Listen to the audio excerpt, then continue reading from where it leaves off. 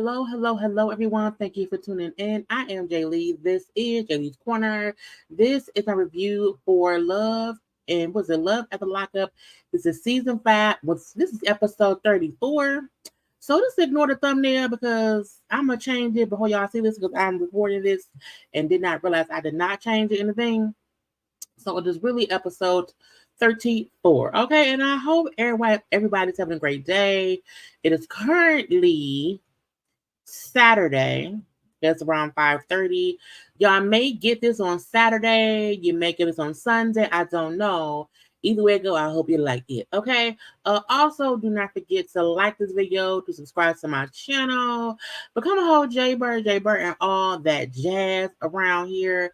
I will not be on camera. Why? Because I don't feel like it. I mean, I'm here. Hey, in my little around the house dress, I look real, my back's still backing, and so I don't want to pop on camera. Plus the signal being dumb or whatever. Y'all know it's a weekend, so the weekends I be trying to chill out or whatever. But again, like, comment, share, and subscribe, and let's get into the food listless. And guess what? I've already updated the thumbnail. I see instant updates when you do the graphics yourself. Okay. I will also be reviewing Braxton Family Values. It's called the Braxton. Now it's just called the Braxtons. So if you're watching this, more than likely, the Braxtons review will be up later on, either today on Saturday or on Sunday. And I'll also be reviewing Love and Marriage Huntsville, although that will not be up until Sunday.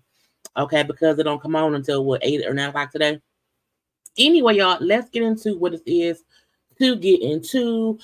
Quick, y'all, quick update. My back's still hurting. I'm still in pain. I'm still popping pain pills.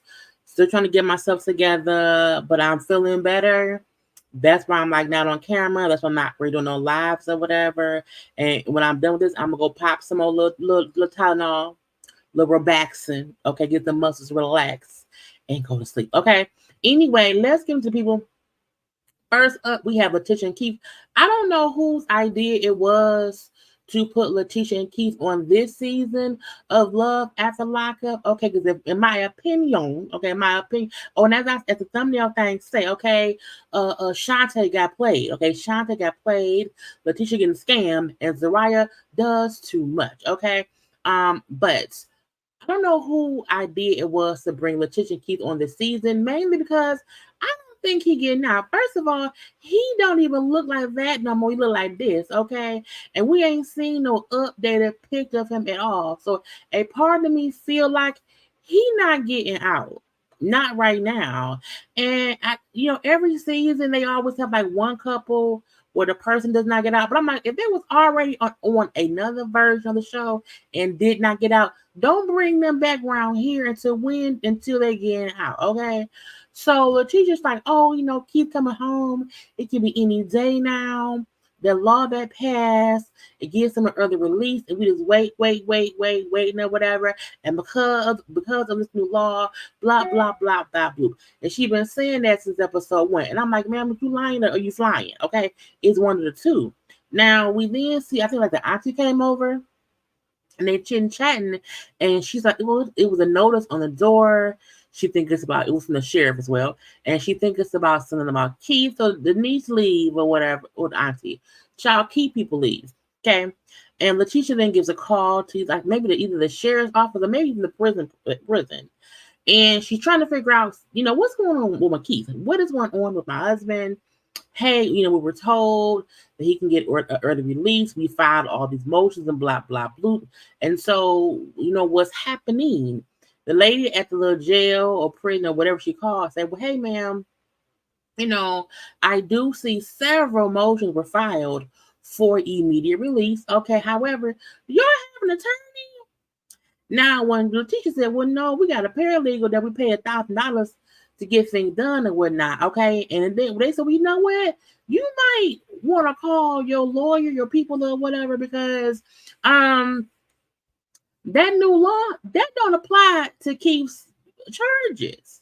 So you should really reach out to your lawyer. And she was like, what you mean? We paid the paralegal being $1,000 to get it done or whatever. And he said it was gonna happen because of the change law and blah blah blah blah. And the lady said, ma'am, look, I see several motions filed, okay, for early release, and on each one it says NA, which means the shit does not apply, okay? Meaning it does not apply to Keith's case, okay? So in our system, Keith has no early release date. There's nothing in here. There is no release date other than the one y'all have. Now we still don't know what his actual out date was. I feel like it maybe was like months away.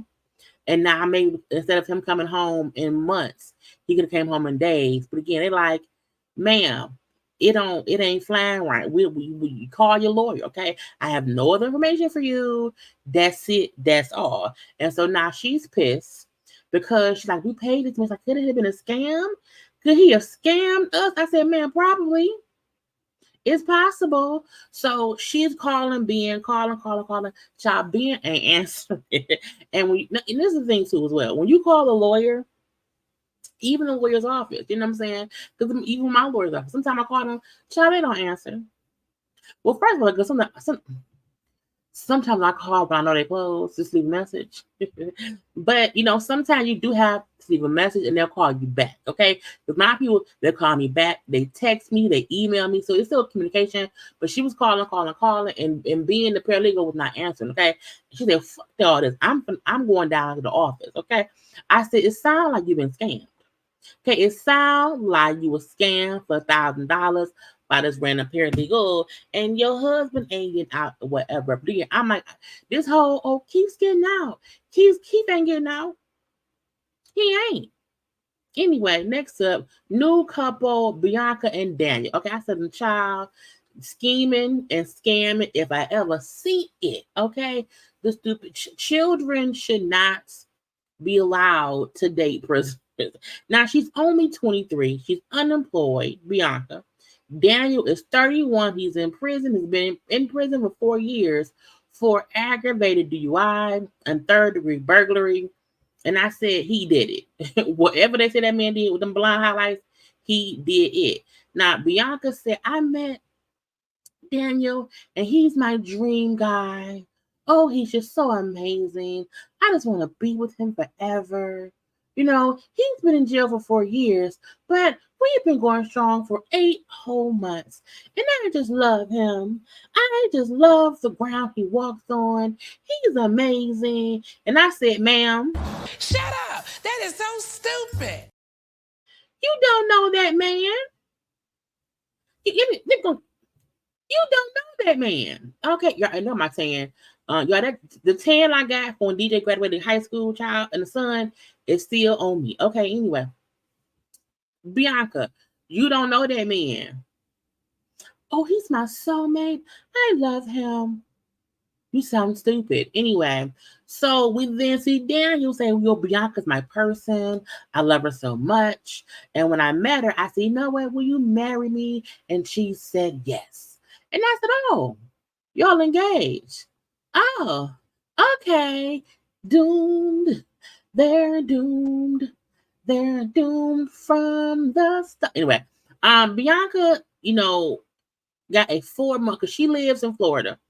He's in prison in Arizona. Okay, so she got a 4-month lease on an apartment in Arizona because when he gets out, he can't leave Arizona to come to Florida for at least, I think for up to 3 months. So she got a 4-month lease to be able to be there with him while he's there. And I said, girl, why? Okay, now it's just stupid. But she also said, if he can't come here and I have to move to Arizona to be with my love, I will move there to be with my love. And I said, ma'am, shut up. That is so stupid. You make it. You're all, again, she's a baby. She's 23. Okay, a 23-year-old itsy bitty baby. Okay, got a 4-month lease in a state. She don't know nobody in Arizona. Nobody. Okay. Now talking with one of her friends, she's like, friend, like, girl, how much money you been spending on this man?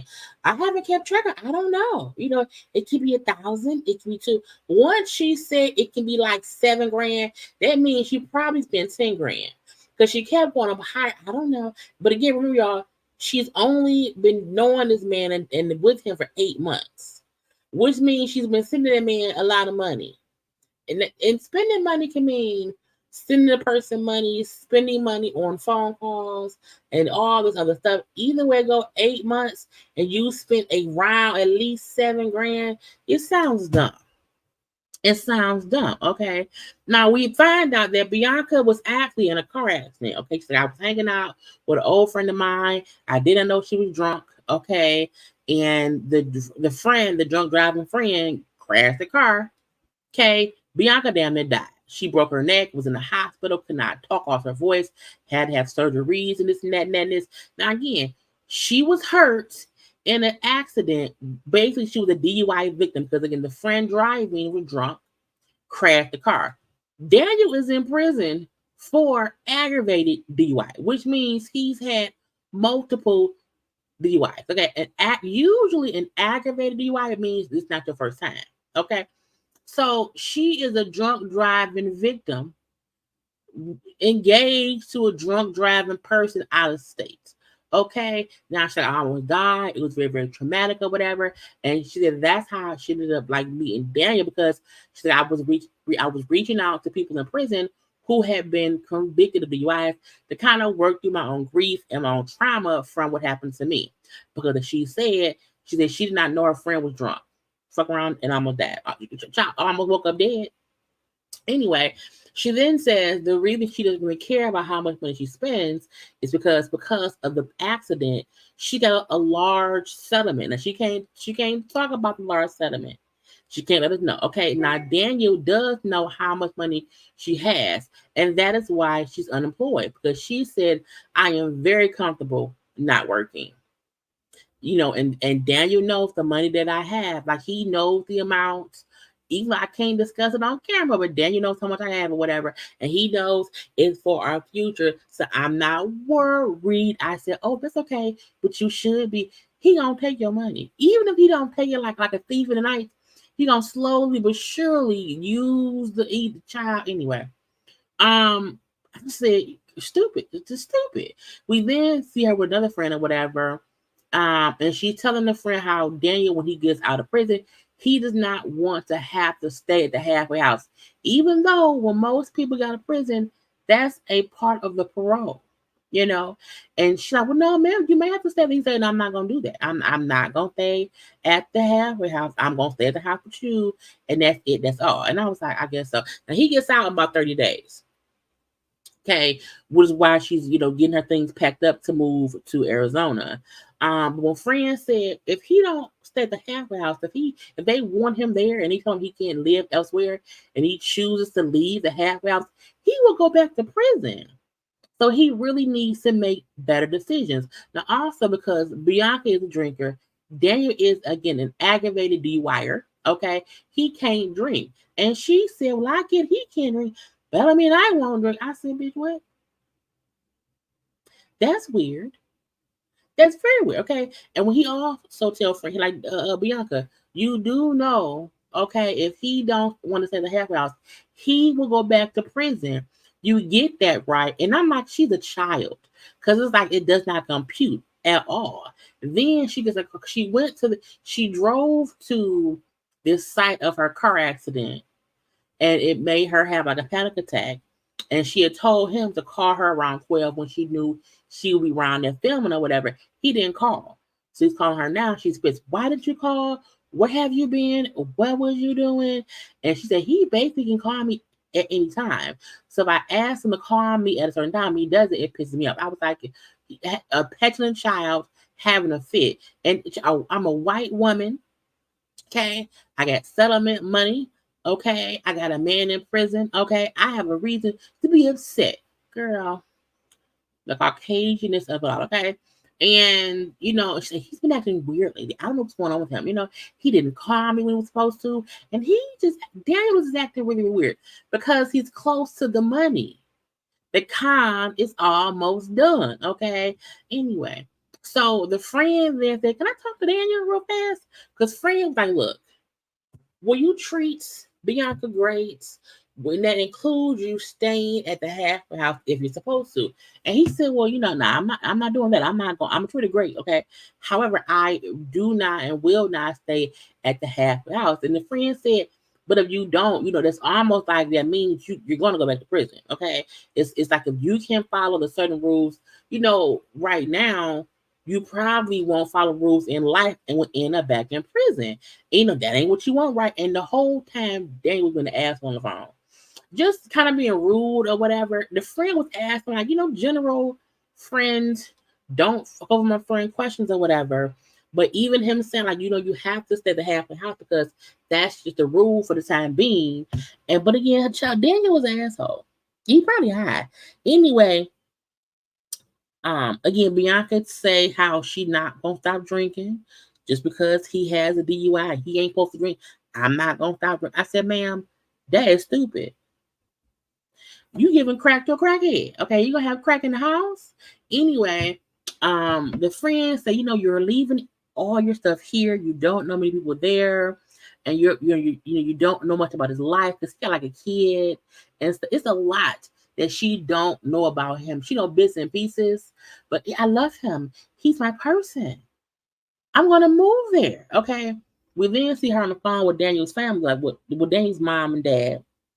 And the mom seemed nice and was fine or whatever. The dad said, "So are you mentally stable?" I said, "Bitch, what?"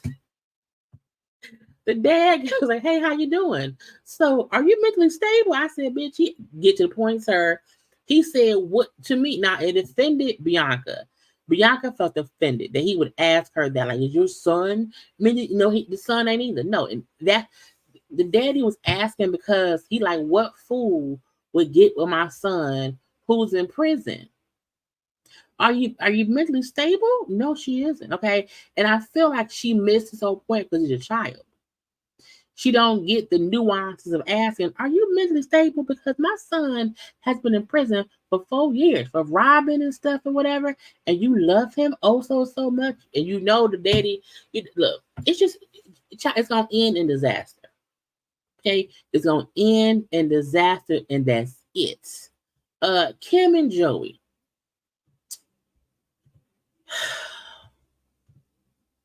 The desperation of Kim aggravates me.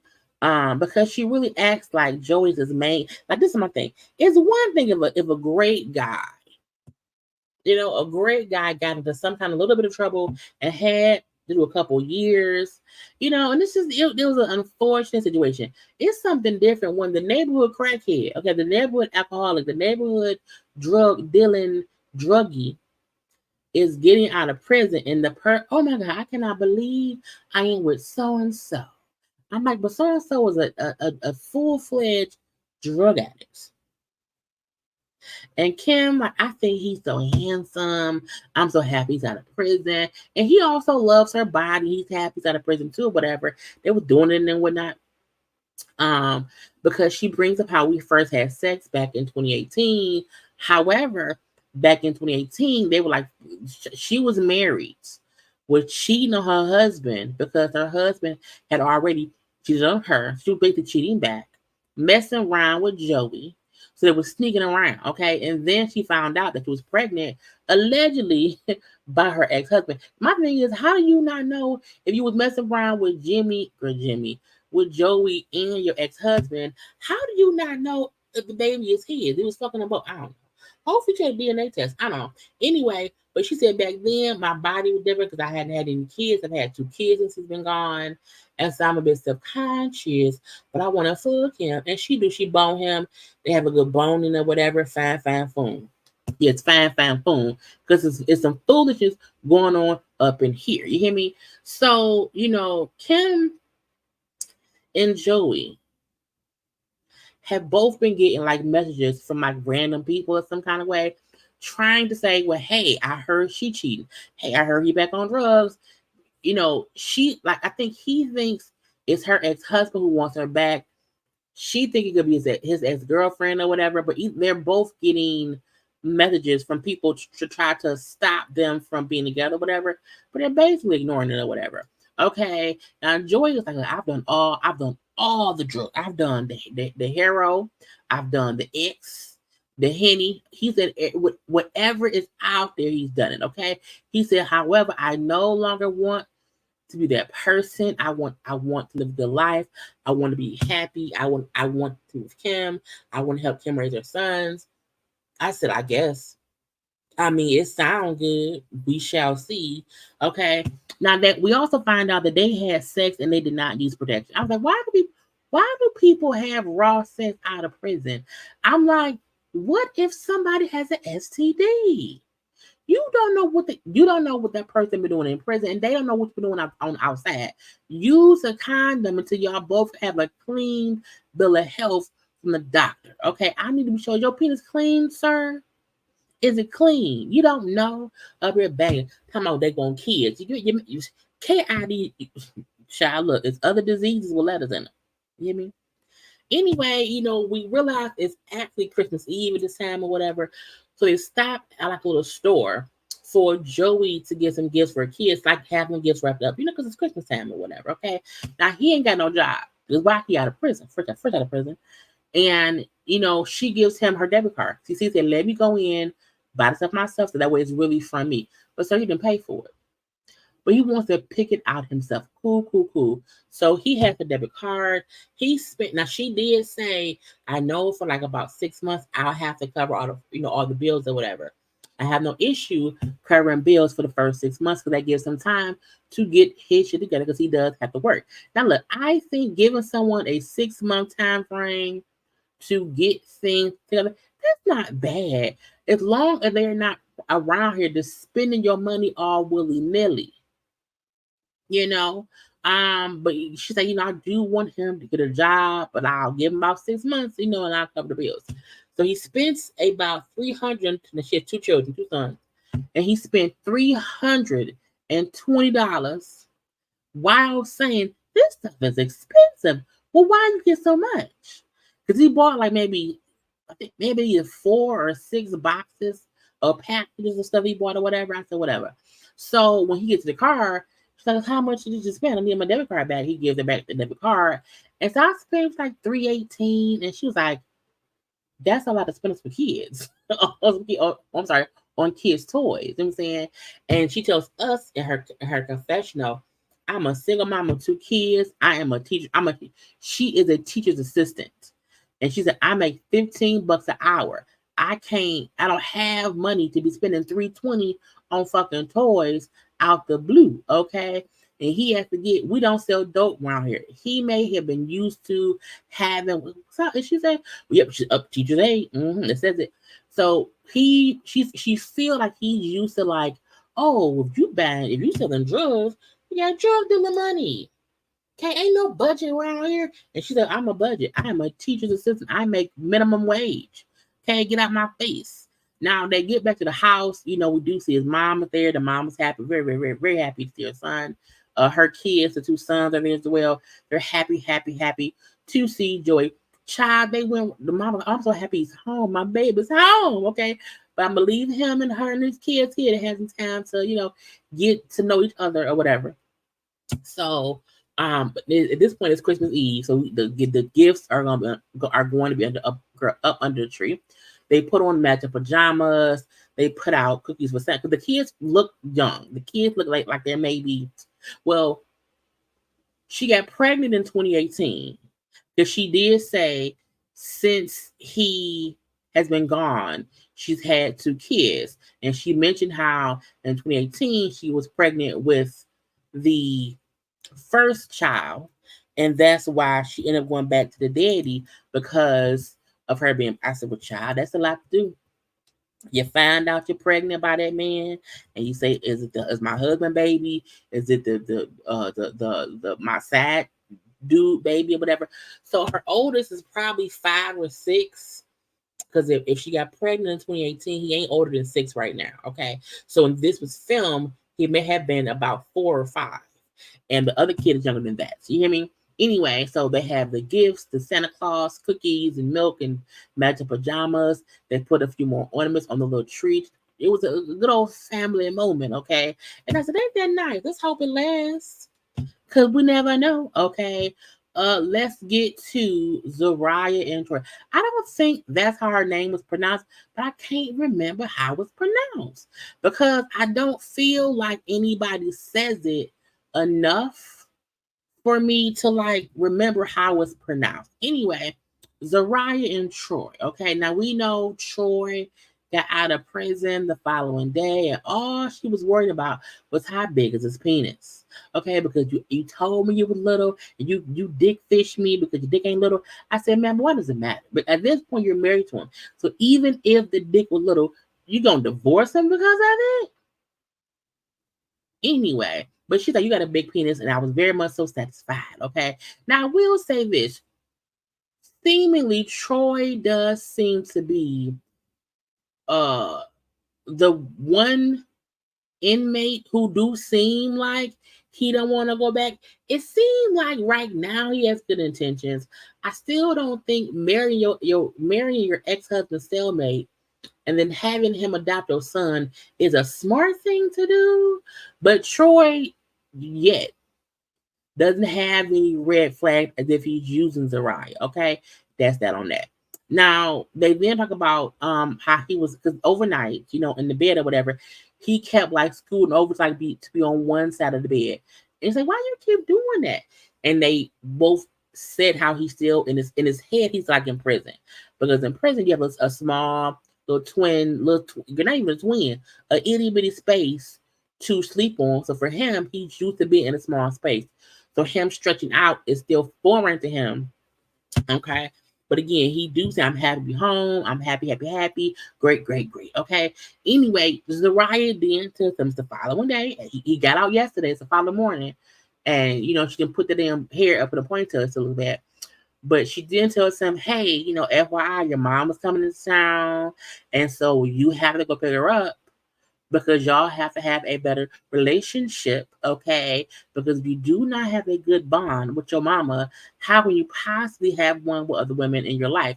I said, ma'am, some people just don't get along, but I feel like saying that, you say that as if he gonna treat me like shit. So I'm a privately and secretly set up a conversation between him and his mama that he would have to deal with. And I like when he said, I don't care why the fuck she did that. And he said to her, like, you did this without talking to me for one. And how do you know I was even ready to handle this? Meaning you don't know or you don't understand, or maybe you don't just grasp, okay, the amount of trauma that I have with my mama and me getting out of prison after 7 years yesterday, and she never came to see me at all. Like we had no communication while I was locked up. You can't then surprise, go pick up your mom, bitch. I don't know her, you know. And she said, well, I felt like, baby, I felt like I needed somebody from your family to like be here for you. Get who raised him. Don't get the person he's at odds with because that will ruin what? Him coming home. Okay, anyway. She also brings up how, and oh yeah, she gonna stay the night. He like, what the fuck you mean? What is you doing? Okay, Troy he seems more triggered than upset. He tells us how when he was around 2 or 3 years old, his mom dropped him off at a friend's house and never came back. Okay, I said, what? Yep, 2 or 3 years old, dropped him off at a friend's house and never came back. He said after that, I was in foster care for a while, and after that point, I was raised by my aunt off and on, and my dad off and on. I think dad has passed away, but again, he had a hard life because why his mama dropped him off at a friend's house and never came back. And he said that ever since then, we have not had any kind of good relationship at all. Like, she's not like, and when I'm around her for more than like 15 minutes, she aggravates me because she's never acted like a mom. My dad is dead now.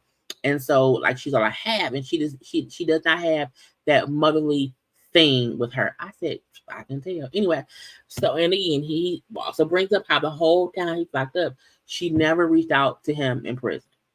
Okay.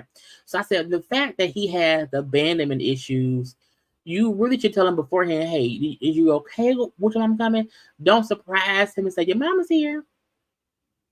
He said, I don't think she's the first person I can see when I'm getting out. She should be the last person because then she ain't come see me, call me, write me, nothing.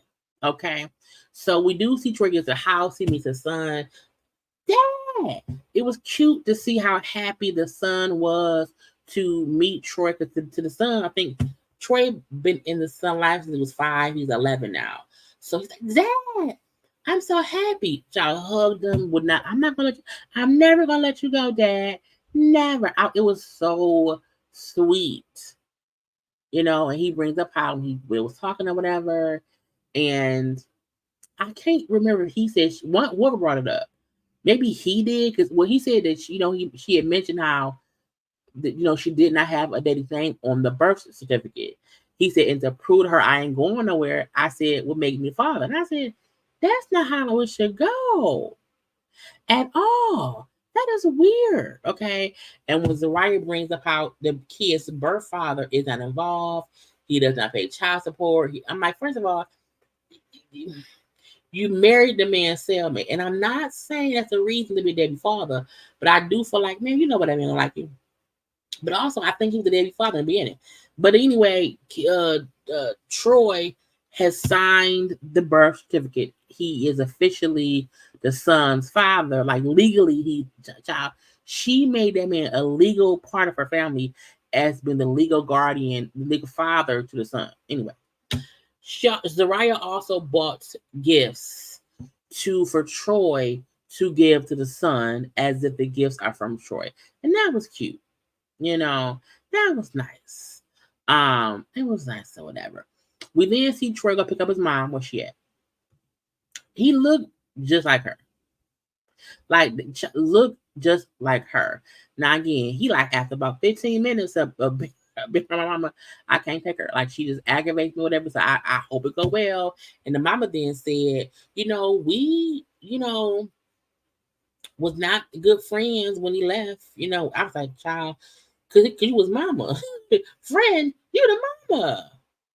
What is you doing? And he brings up how I've already lost my dad. And so I just hope she steps up because every time I'm around her, she never acts or has any inkling in her spirit as her being my mom. And so it's weird for me and it's hurting me. Okay. And then he said, why didn't you come see me in prison? Like, why didn't you come see me? She said, I'm sorry. I can say I'm sorry. My the drinking stopped me a lot or whatever. Drinking stopped a lot of stuff in my life and whatnot. You know what I'm saying? You seen me yourself fall down. He said, I get that. But moving forward, you know what I'm saying? We all we got. We all we have left. You know what I'm saying? And now it's all about getting up and being better and not about falling down. Okay. And also, how do you feel like you're going to, mesh with my wife? The mama said, well, if it don't fit, don't force it. I said, Sean, not if it don't fit, don't force it. And she's like, if it doesn't fit, don't force it. If you rush stuff, you crash. You know what I'm saying? We got to get to know her, whatever, and take it step by step. It's gonna take some time. Now I do agree that everyone has to get to know each other in person. So she's right on that. But however, I'm like, man, you left that kid at 2. Where'd you go? What happened? So he and mom have a good little chit chat. He do say I felt a little bit of change in her from how things used to be, and so that's a good thing. But I don't know how actual and factual it is. It could be a whole scheme and scam. It's high stuff to bring the bullshit. Okay, and so he said we shall see. I said, I like Troy. I feel like Troy is trying to be better, but it's still new. I don't know because I don't know. We're gonna see. But Troy does seem like he wants to genuinely be out and have a good time or whatever. So I don't know. Lastly, Shonta and True. I said that I don't know what in Blue Blazes convinced Chantal, Po Little, Tink. Okay, he just got out of jail yesterday. He ain't been out but one day, and they keep bickering. Okay, they still beefing or whatever. True feel like Shantae is taking the parole stuff too serious. Okay, she taking too seriously with me. She has an attitude with me, and I don't like it. I don't like it. Okay, that I don't want to be married to somebody who I'm always fussing with and always we can't be arguing all the time. Leave me be, bitch. Okay, and Shantae feel like True think he know it all. He acts like a kid.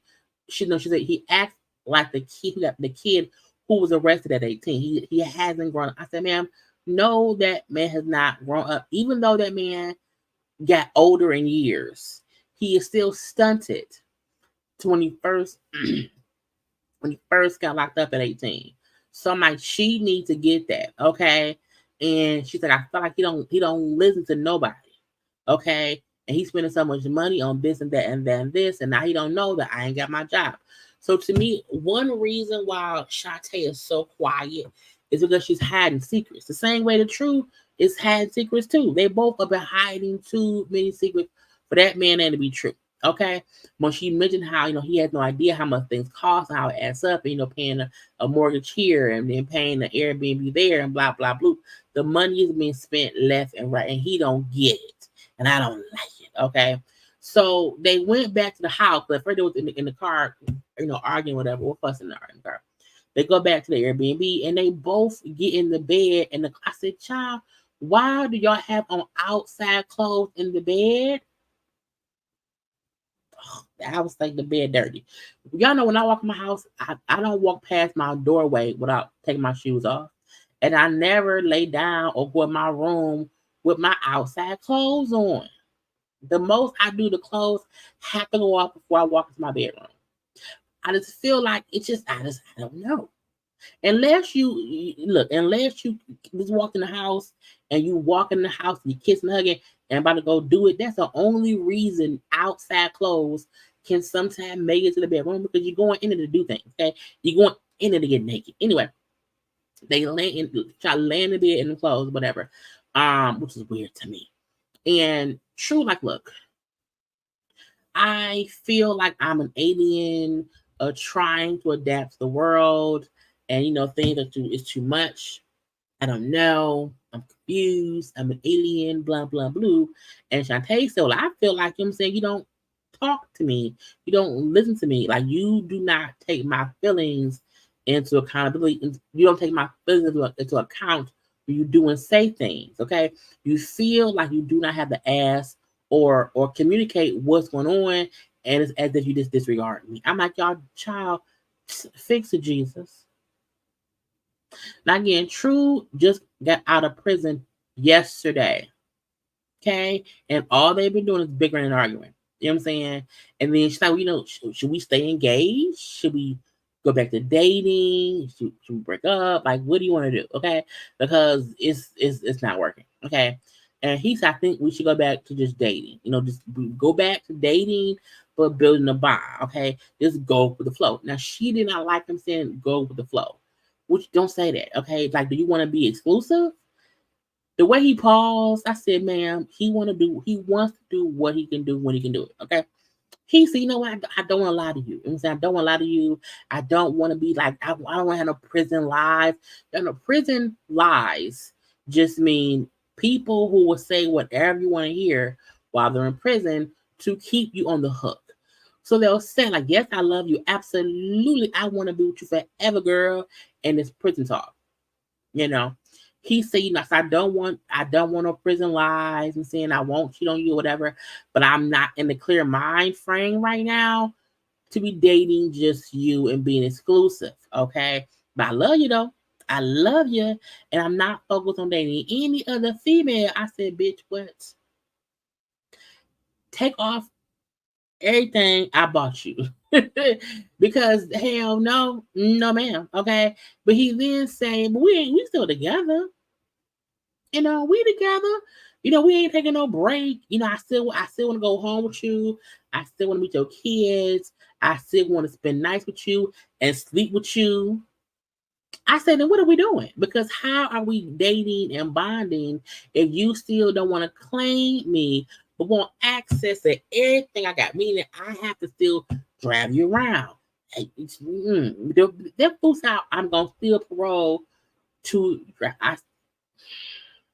If someone would have told me, no, look, I don't want to lie to you, okay? I can't be with just you. I still love you, and I'ma still live with you.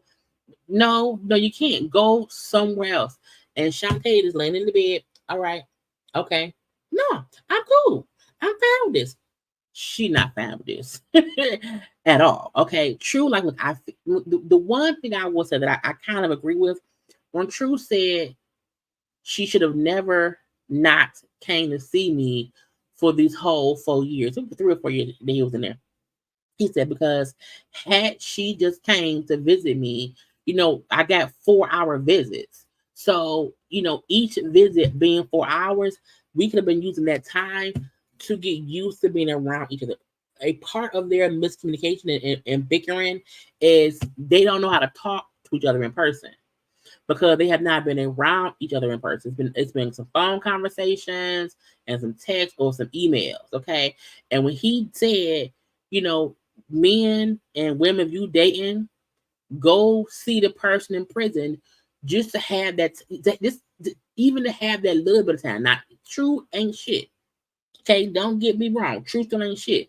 But him saying that is absolutely true because had Shantae been going to see him this whole time, she would know I don't like him. And because they didn't have that little 4 hours per visit time, because again, it's been 4 years. It's been 4 years, and in that time, they could have gotten you because that's why when they she don't even look him in the face because she's not used to doing that. You know what I'm saying? So that part I agree with him saying, I wish she would have not stayed away and came to visit me because we could have been working on this whole time. Okay. Now Shantae feel like I've wasted 3 years of my life. Okay. Because you know what I'm saying? He like, let's just keep, let's go with the flow. That's some bullshit. Like I played. Okay. And now she in the corner crying. Because she feel like, okay, he don't want to be with me. He played me. I love him. I want to be with him or whatever. But he didn't want to be. We not engaged no more. Okay, and blah blah blah. And I feel played. Okay, I feel played. What am I gonna do? The following day, they wake up. Now it seemed like they slept in separate rooms in this Airbnb house, but they come downstairs to talk. Okay, and in the conversation, they're talking. Now again, she like I stayed because I still love him, and he said, what I'm saying, I do think he tell her, True tell Shantae, he like, look, things with us will get better. Okay. We just have to get to know each other, okay, in person. And once we get better with that, I'm sure things will be great, great, great. And I ain't going nowhere. I'm gonna still be here with you. I'm gonna still go to your house. I ain't leave you, girl, because she the money. She is the connect right now in his life, okay? True then say, yeah, I'm gonna go to the gym with my sister. Yeah, I'm going to the gym, going to work out with my sister, and I'll be back later. Now he do leave with a sister.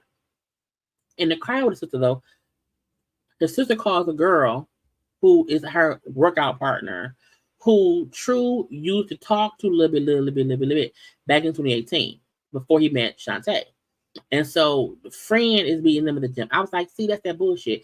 And when Shantae said, I feel like he wants some chick. Because he like dressed. Like he looked dressed for the gym, but he want to look good too. I think he wants to chick, okay? And I do not trust his family. So him, like, oh, I'm going with my sister. I don't trust the family. Shanta, you right, don't. Because that's who called the girl. Okay. And he said, we was talking on the phone, 2018, vote Shantae, blah, blah, blah. And now that I'm free, now she want to cook up and get some dick. I was like, no, who says that? So they did go to a gym. They really did go to a gym. However, he went to the gym to meet this girl named Tisha. And when the girl walked up, he was cheesing hard as hell. Now we didn't see the girl this episode, so I'm pretty sure that'll be next episode. But I'm hop on screen. Um, Shantae, girl, he's scamming and scheming you. Okay, walk away, run away, whatever way you have to do, you got to get away. Okay, you have to get away. No, he playing. He is. Mm-mm. And again, people get out of prison and they do need that freedom, but you can't be free with me. You can't have freedom with me as your girlfriend, as your fiance, as a whatever. No, you can't. Do that on your own. Go live with your sister, your mom, or whoever else. Not with me. Okay. Anyway, y'all, that is it. That is all. Okay. I hope y'all enjoyed. I am about to watch Braxton Family Values. This is currently Saturday at 6:13. I think I'm gonna put this up today at around 8 p.m. And I'll have Braxton Family Values up tomorrow. And I will also have Love. I may go live for Love and Marriage Huntsville tomorrow evening. We shall see. But y'all, please make sure to like, comment, share, subscribe. You can follow me on social media at JayLeesCorner on IG, Twitter, and TikTok. I am tired. I need a pain pill, child, and I gotta go. Okay. But love y'all. Bye.